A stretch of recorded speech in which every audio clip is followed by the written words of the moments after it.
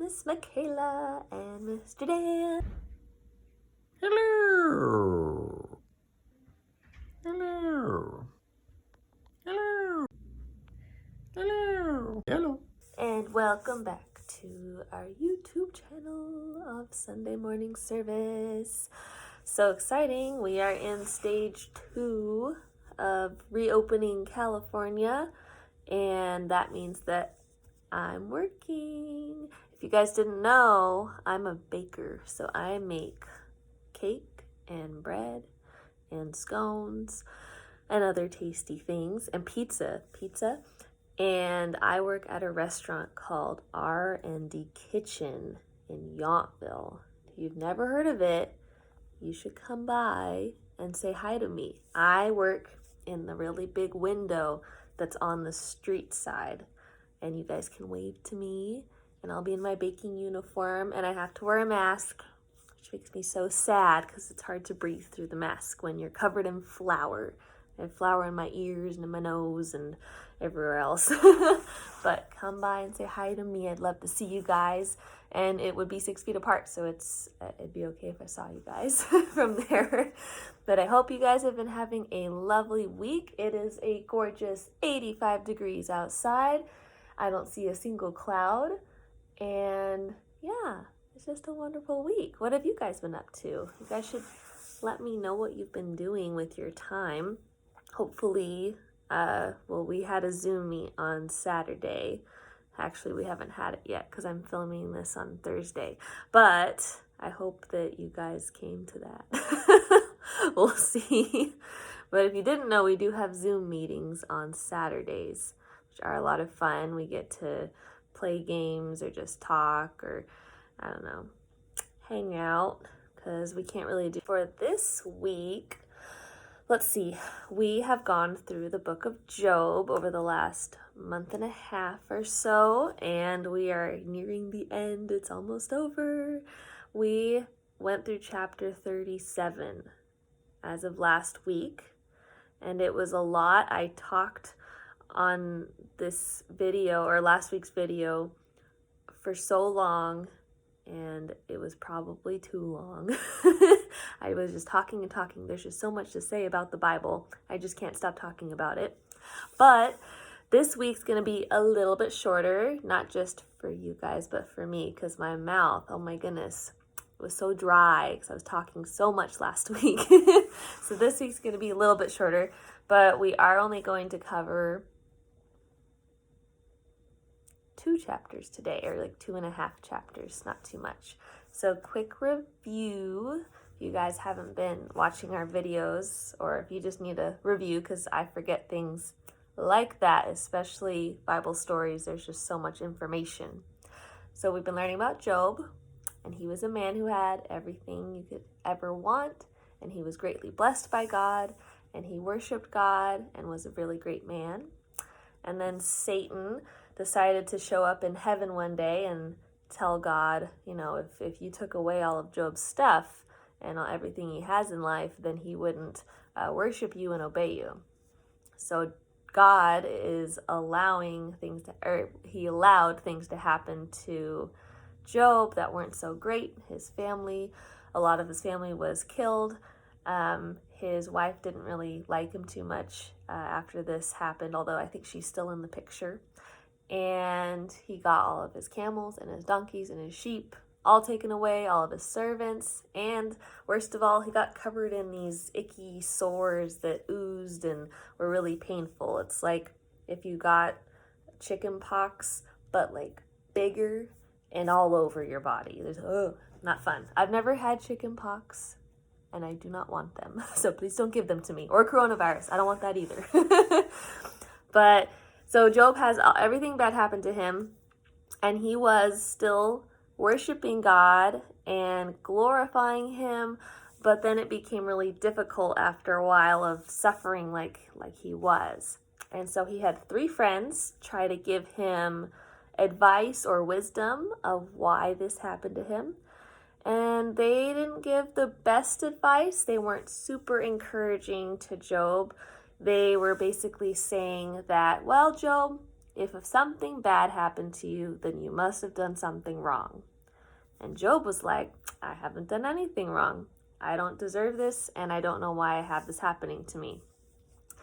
Now, there was a fourth friend that we learned about last week, Eliphaz, and he was a very good friend to Job and said, you know what, Job?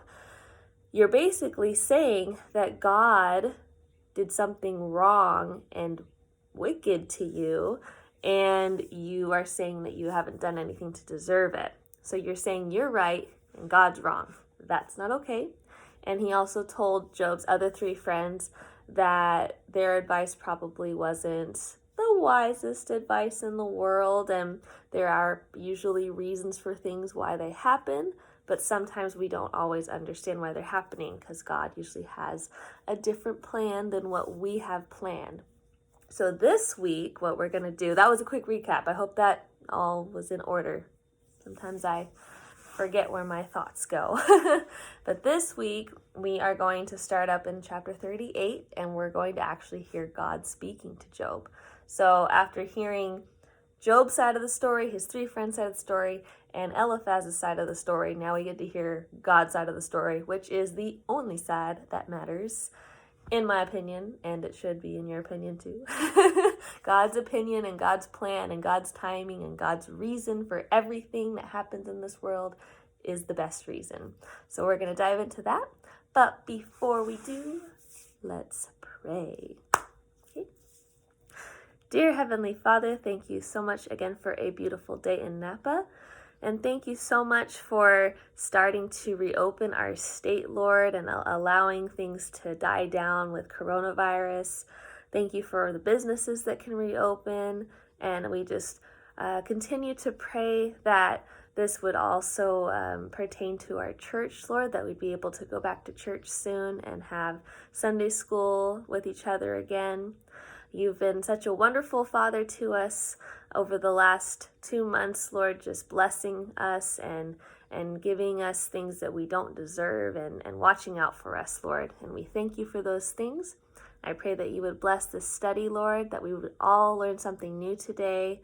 And I pray that we would leave this study feeling refreshed and excited to learn more about you in the future.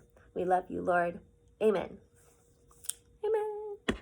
Okie dokie. Let's get started. We are going to go through chapters 38 and 39 and then a little bit of chapter 40. It's going to be a lot of verses. There's the whole part that we're reading today is actually God speaking, except for a little tiny snippet. Job says a couple words, but most of this is going to be God speaking the whole time. And he is going to be saying a lot of the same things, but just written in a different way. So it's going to be a quick study, I think, but it will be very good and full of great knowledge and wisdom for us to behold. So I'm going to start in chapter 38 and just read the first 3 verses. So please follow along and turn to Job chapter 38 if you haven't already. It's very important to read your Bible. It's fun to listen to someone read the Bible, and that's not a bad thing. It's good to listen to someone read the Bible, or I don't just, listen or whatever, but it's really good to actually have a Bible in front of you so you can see the words. It helps you stay focused, and you can see that I'm not lying to you. I'm actually reading from it, so we want to make sure that Miss Michaela is held accountable. See, my accountability partner, we talked about that a few weeks ago. So chapter 38, verse 1. Then the Lord answered Job out of the whirlwind and said, "Who is this that darkens counsel by words without knowledge? Dress for action like a man. I will question you, and you make it known to me." All right.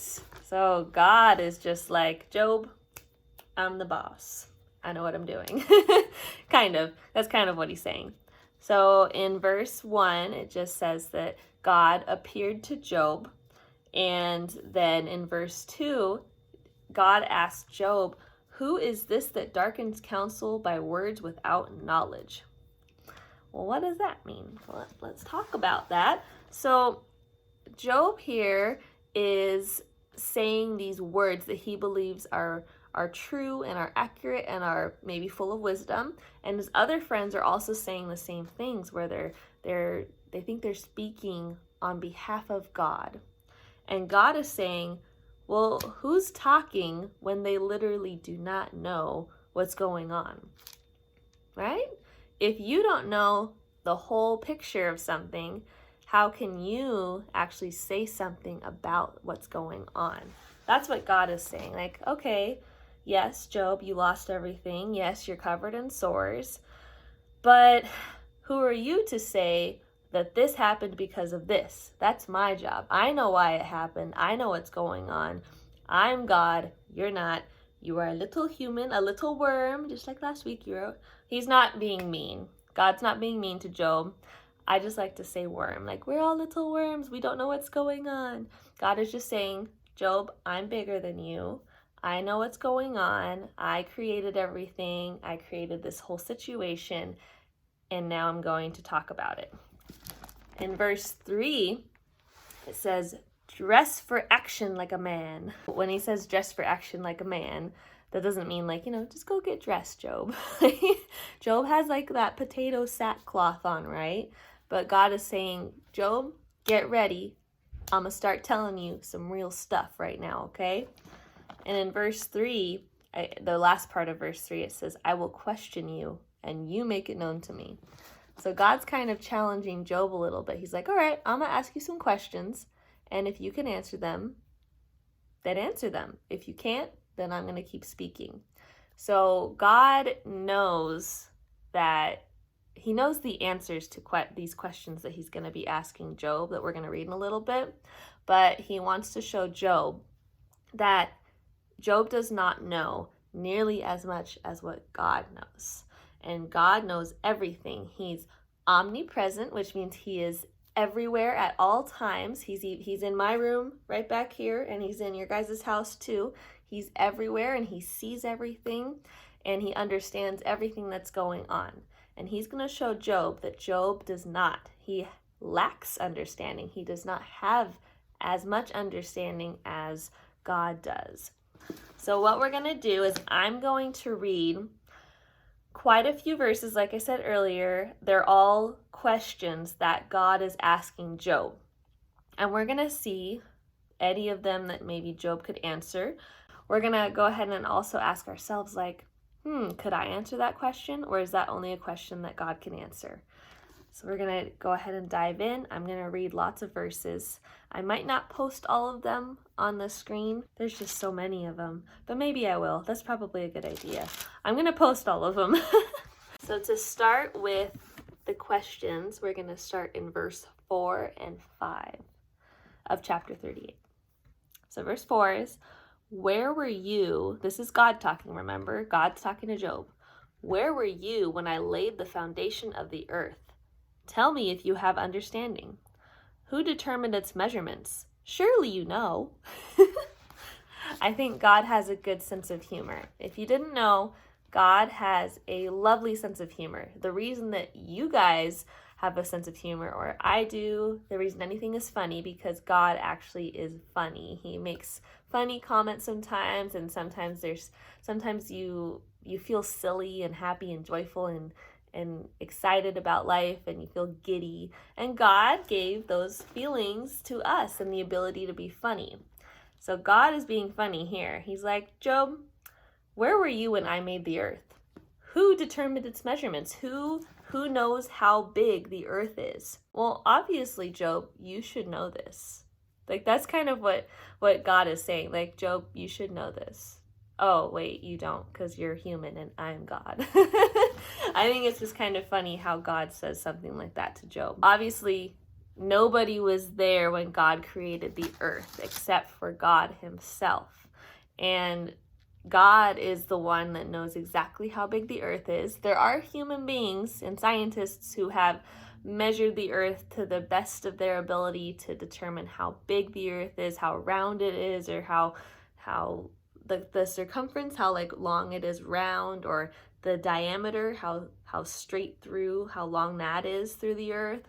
And we can give pretty good guesses, But if I were a scientist, which I'm not, but if I was, I would say that nobody except the person who created the earth would know exactly how big it is. Like, exactly.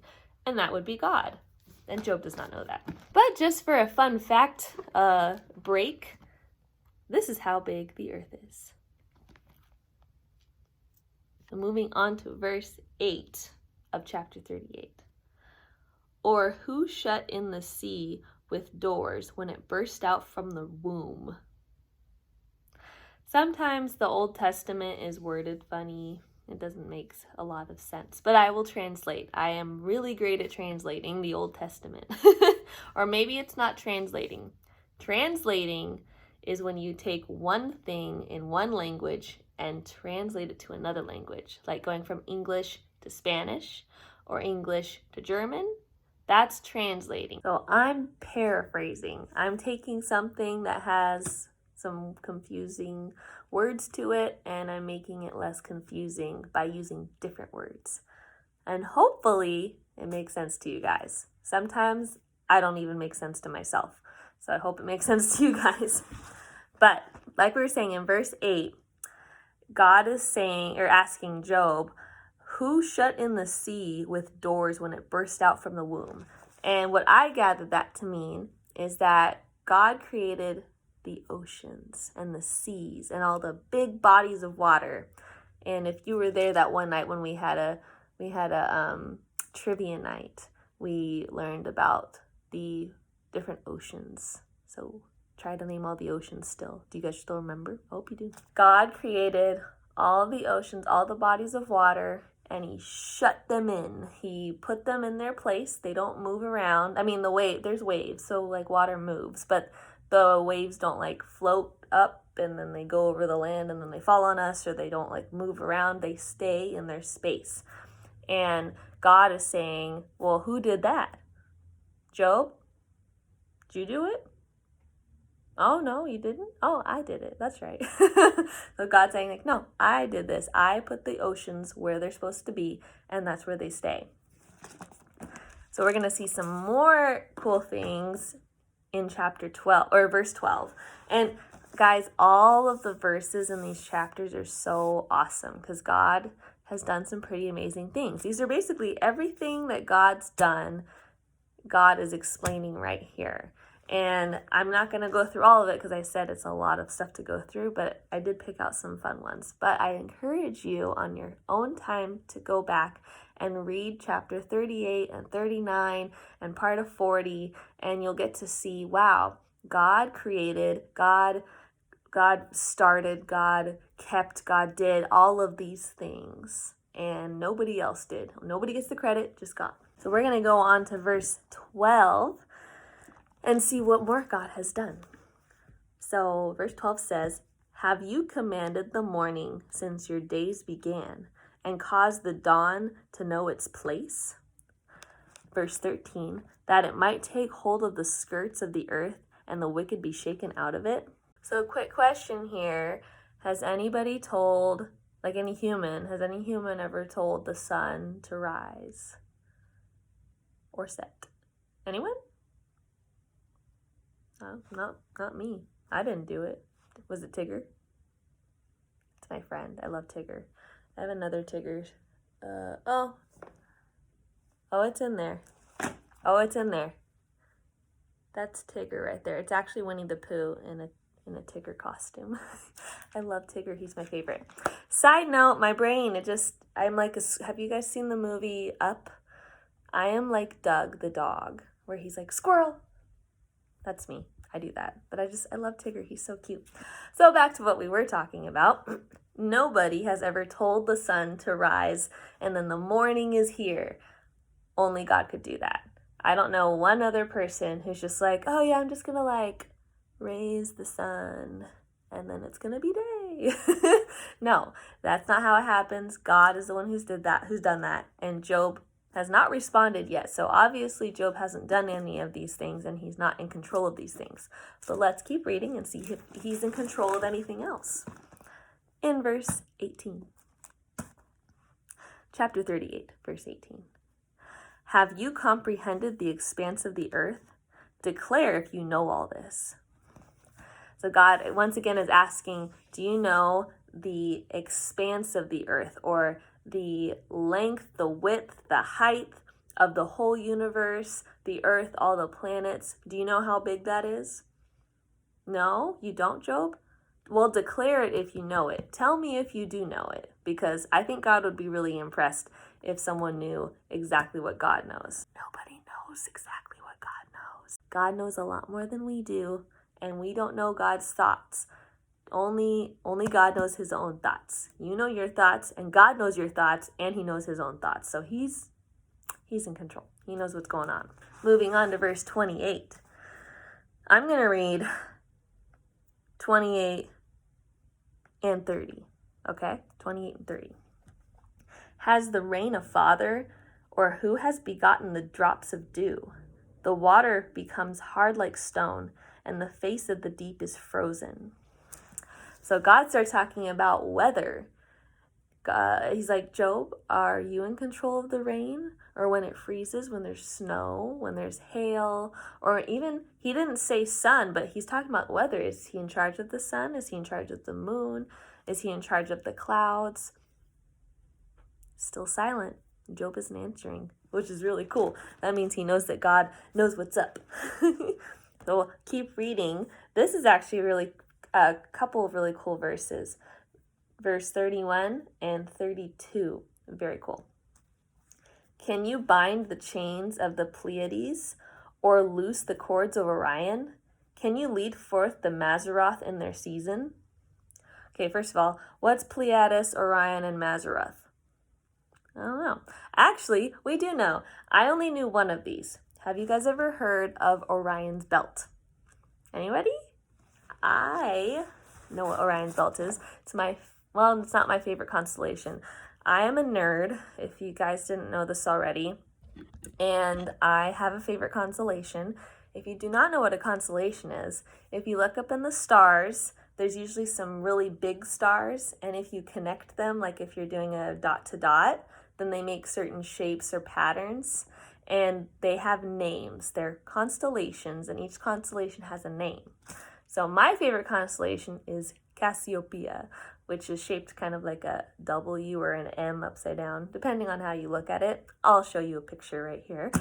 And right here, God is talking about constellations.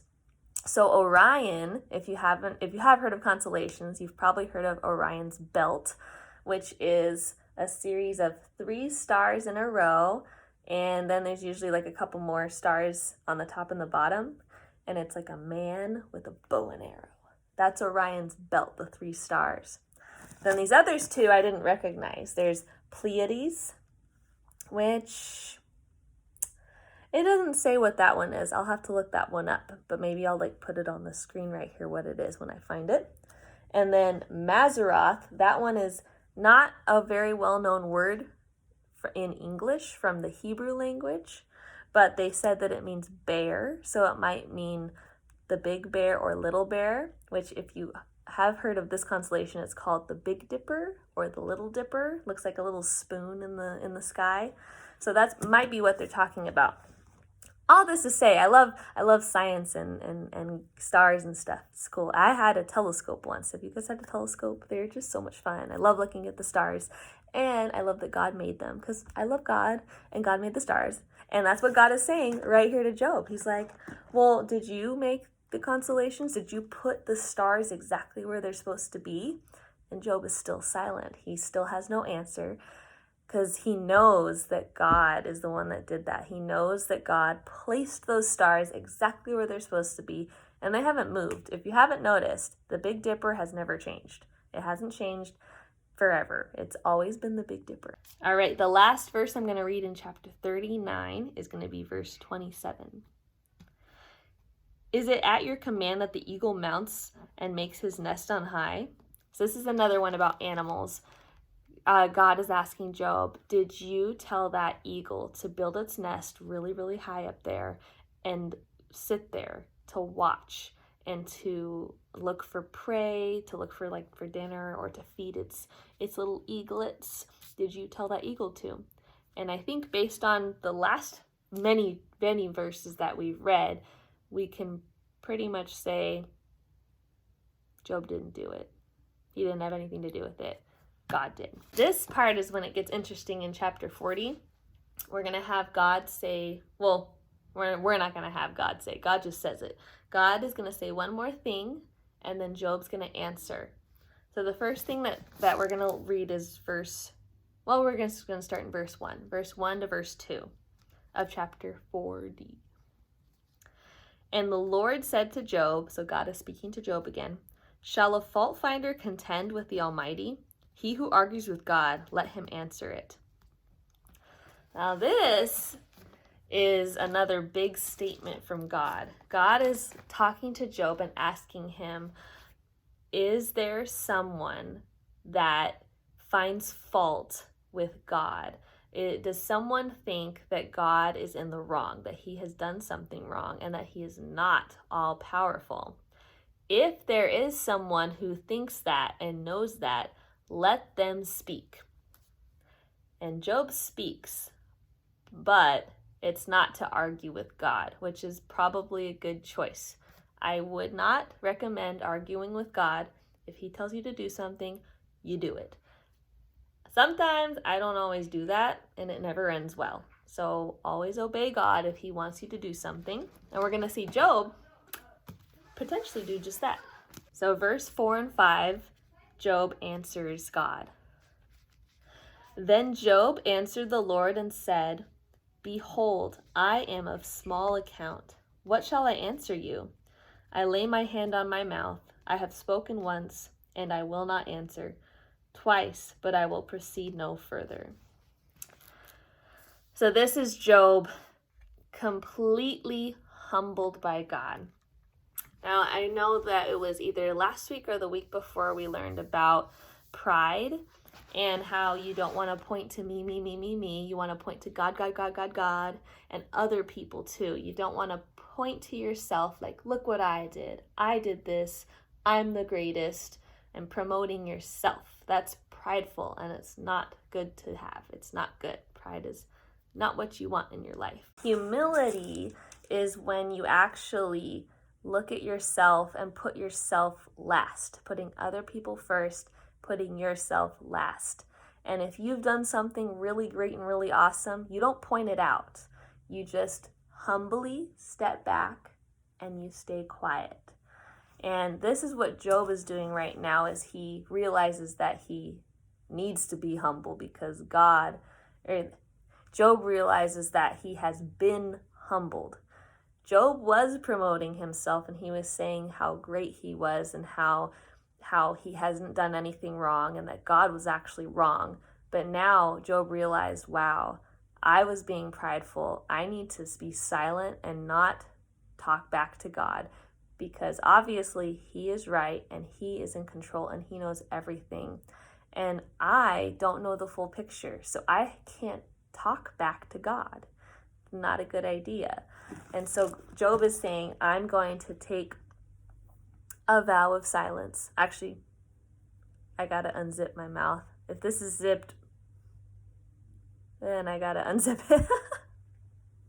I'm staring at myself in the camera doing that, and it looks really silly. I hope you guys got a kick out of that. I think Job realized that he was in the wrong and that God is always right and always has a better plan. And God sees that Job is acting in humility. He is being humble. And God further questions Job and says, okay, can you fight with me? Can you contend with me? Can you say that I have done wrong? Can you say those things? And he's just trying to make a point to Job that I am God. I am the author of life and death. I created this world. I created you. I created everything. And you cannot say that I did something wrong. He is a good father, guys. If you think there's something wrong or something bad going on in life and you think that it's God's fault, well, God allows things to happen, but that doesn't mean he's a bad God. It doesn't mean anything like that. He always has a better plan than what we envision. And we're going to actually see next week. I think it's next week. I actually haven't looked ahead. If it's not next week, it's the week after. But we are going to learn that God's plan for Job was better than what Job had originally thought. He thought that God was doing something wicked and cruel to him. And God is saying, you do not know what I am doing. Wait and be patient and trust me and follow me.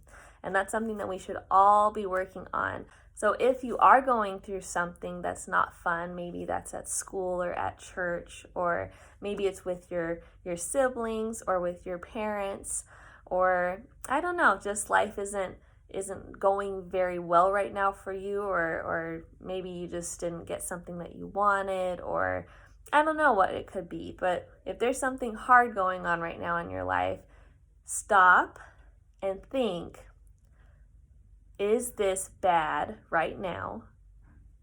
What is God's plan for this? Maybe this is bad right now, but what is God's plan for this? And you just have to tell yourself to be patient. Maybe you're learning a lesson. Maybe God is teaching you something through a hard time. Or maybe if you're going through a hard time, like you got in trouble, maybe you've been punished for something, then that's not fun. But if you have been punished for something, just know that you are learning a lesson, and you have to take it from God. Okay, God is using my parents to teach me what's right and what's wrong. And that's what God is always doing to us. He's doing that to me too all the time, and to Mr. Dan, and to our pastors, and everybody at church. We're always learning things, and God's always testing us to see if we choose right from wrong. And we know what's right and what's wrong. We're born with that in our brains. We know what's right and what's wrong. But it's easy to choose the wrong way, so God always challenges us to do it the right way. So I was going to wait to tell you guys this, but I might as well tell you now, especially because we don't know how long this coronavirus thing is going to go on.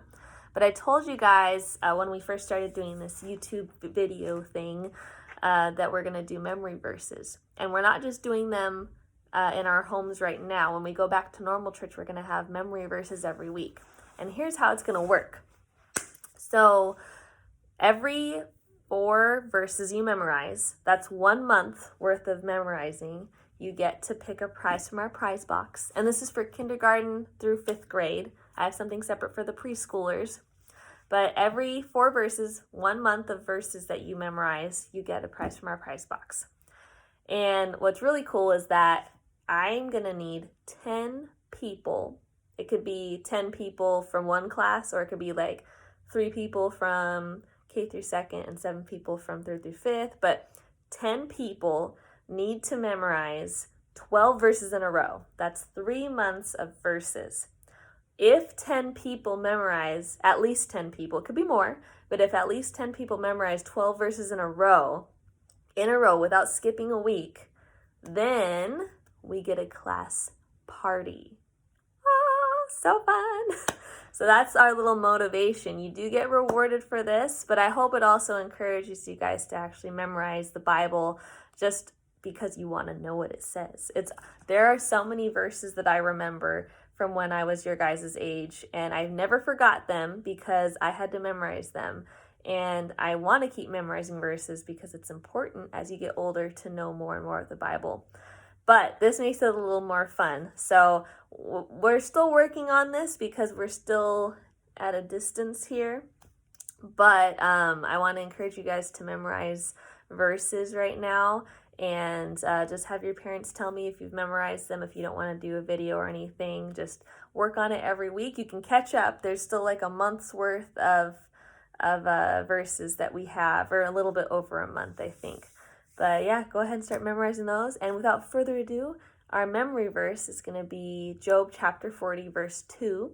And on our worksheets that you have, if you're doing the worksheets for this lesson, it only says the first half of verse 2, but we're going to do the full verse 2 as our memory verse because I think you guys can do it. I'm not worried about you guys' memorizing skills at all. So I will read it to you. Job 40, verse 2. Shall a fault finder contend with the Almighty? He who argues with God, let him answer it. And that's it. All right, the last thing that I want to say to you guys is just a quick thought for the lesson today. So we were learning about Job, and well, of course we've been learning about Job. We've been learning about him for a long time, but we're almost done. So God was speaking to Job this entire chapter, or this entire lesson, and he was basically telling Job, have you done all of these things? You haven't, because I've done these things, and God's in control. So I want you guys to be thinking about a time when you've had something bad happen to you, or something happen to your family member, or just something bad that's happened. For example, coronavirus. Coronavirus is not fun, and it's been bad for a lot of people. And I want you guys to think of some ways that God has used that bad thing for good.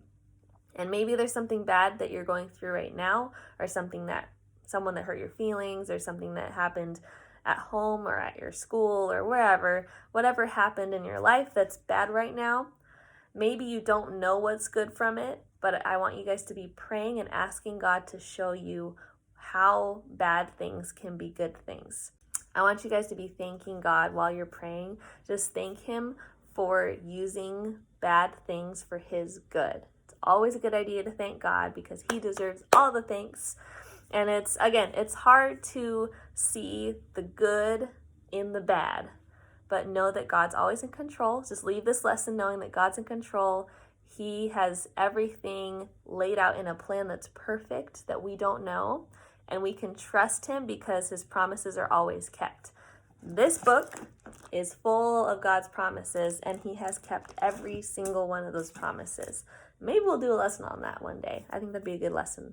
So that's all, folks, and I hope to see you guys soon. Miss you guys a whole lot, and